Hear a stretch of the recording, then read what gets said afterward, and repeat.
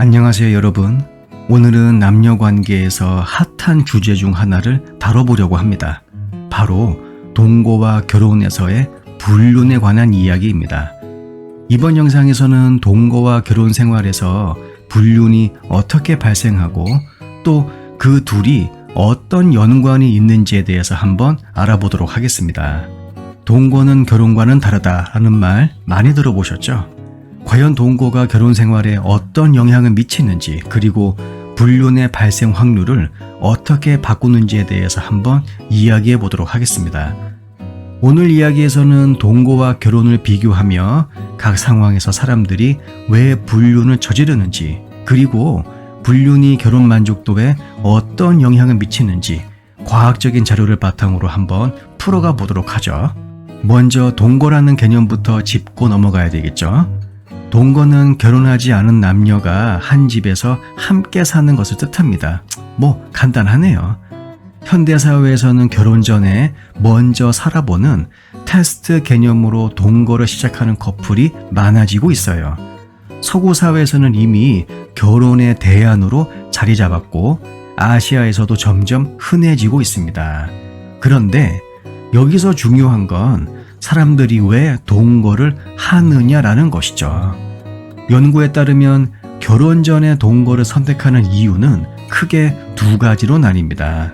첫 번째, 결혼 전에 서로를 더 잘 알아보기 위해서 동거를 선택하는 경우가 많고, 둘째, 결혼에 대한 확신이 없기 때문에 일단 동거로 관계를 유지하려는 커플도 많습니다.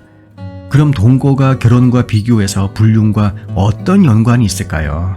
이와 관련된 연구들에서 흥미로운 부분은 동거 중인 커플이 결혼한 커플보다 불륜을 저지를 확률이 높다는 점입니다. 그렇다면 그 이유는 무엇일까요? 바로 책임감 차이에 있습니다. 결혼은 법적으로나 사회적으로 큰 책임을 동반하지만 동거는 상대적으로 자유롭고 책임의 무게가 덜합니다. 그러다 보니 동거 중인 커플들은 관계에 대한 책임감이 낮기 때문에 불륜을 더 쉽게 저지를 수 있는 것이죠. 또한 동거의 성격 자체가 불륜에 더 취약하게 만들기도 합니다. 연구에 따르면 동거를 하는 커플들 중 일부는 관계의 안정성을 완전히 확신하지 않고, 그리고 그 때문에 다른 사람에게 감정적 또는 성적 관심을 갖는 것에 대해서 더 개방적인 태도를 보일 수 있다고 합니다. 아직은 완전히 헌신적이지 않은 상태이기 때문에 다른 이성에게 끌리기 쉬운 환경에 놓여 있는 것이죠. 한편 결혼한 커플은 법적으로나 사회적으로 강한 유대감이 있기 때문에 불륜을 저지르는 데 있어서 심리적, 사회적 장벽이 더 큽니다. 물론 결혼했다고 해서 불륜을 완전히 피할 수 있는 건 아니지만 불륜에 대한 사회적 비난과 결혼 생활을 유지하려는 강한 의지가 결혼한 커플들 사이에서는 불륜을 막는 중요한 요인으로 작용하는 것이죠. 그렇다면 불륜이 결혼과 동거 관계에 미치는 영향은 어떻게 다를까요? 결혼한 커플이 불륜을 저질렀을 때와 동거 중인 커플이 외도를 저질렀을 때 그 여파는 확연히 다르게 나타납니다. 먼저 결혼한 커플의 경우 불륜은 엄청난 신뢰의 배신으로 여겨집니다. 결혼은 법적, 사회적 약속이기 때문에 불륜이 드러나면 이혼으로 이어질 가능성이 매우 높죠. 통계적으로도 불륜을 경험한 커플 중 상당수가 결국 이혼으로 끝나고 남은 결혼 생활에서 심각한 결혼 만족도 저하를 경험한다고 합니다. 이들은 불륜 후 신뢰를 회복하기가 어렵기 때문에 관계가 서서히 무너질 가능성이 크죠. 반면 동거 중인 커플들의 경우에는 불륜이 발생해도 결혼보다 파괴적이지 않을 수 있습니다. 동거는 그 자체로 결혼만큼의 법적 구속력이나 사회적 압박이 없기 때문에 불륜이 발생했을 때 관계를 청산하는 것이 비교적 더 쉬운 편이죠. 물론 이 역시 동거 중인 커플들에게는 큰 상처를 남기지만 동거는 결혼에 비해 헤어질 때의 사회적, 경제적 복잡성이 적기 때문에 불륜 후에 관계 회복 가능성은 더 낮아지는 경우가 많습니다.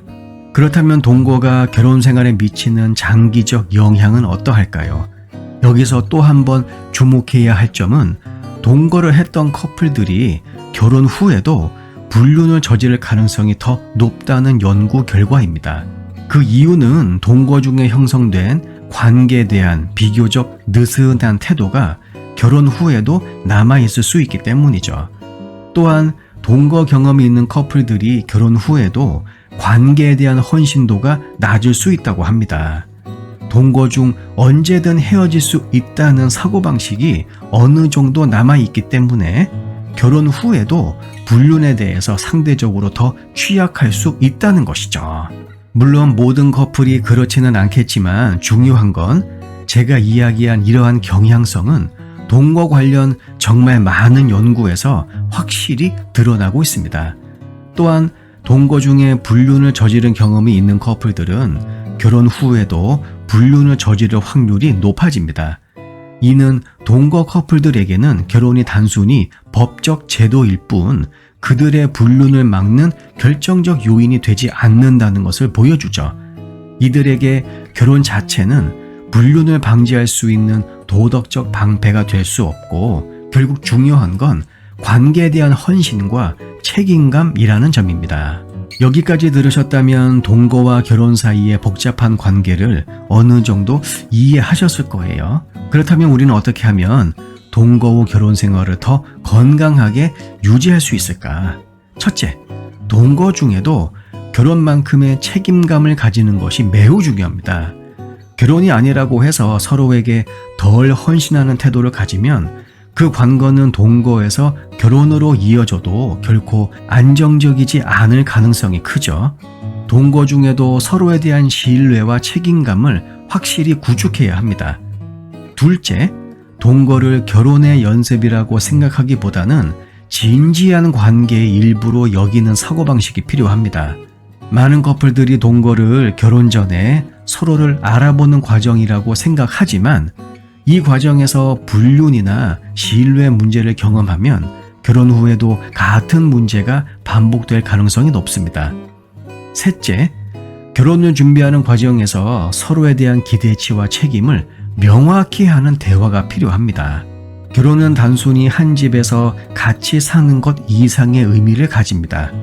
법적, 사회적, 그리고 정서적으로 큰 책임이 따르죠.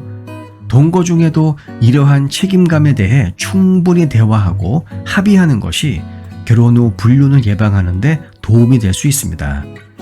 오늘은 동거와 결혼에서 불륜이 어떻게 다른지 그리고 동거가 결혼 생활에 어떤 영향을 미칠 수 있는지에 대해서 한번 이야기해 보았습니다.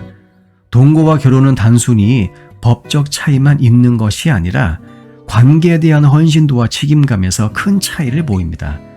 그리고 이 차이가 불륜의 발생 가능성에 영향을 미칩니다. 여러분은 동거와 결혼에 대해서 어떻게 생각하십니까? 남녀 관계에 대해서 더 깊이 알고 싶다면 구독과 좋아요 그리고 알림 설정 부탁드려요. 다음 영상에서 뵙겠습니다.